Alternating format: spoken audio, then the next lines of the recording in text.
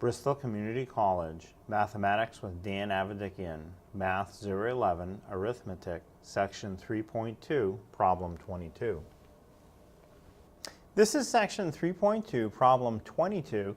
It says round 45.098214 to the nearest 10,000th.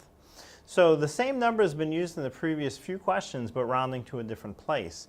So now 10,000th, what position is that? And then we want to look at the next digit over and see if it's big enough to push our rounding digit up one or not. So first, find the position. So starting at the decimal point, the next one to the right is tenths. To the right after that is hundredths. One more to the right after that is thousandths. Then after that is 10,000ths. So this is the one we want, the 2. Now we have to decide, does that turn into a 3 and we eliminate the digits that come after it, or does it just stay as a 2 and we eliminate the digits that come after it? And what will determine that is the next digit to the right, which is only a 1. That's not big enough. 0, 1, 2, 3, or 4, we just eliminate the digits that come after it, leave the rounding position the way it is.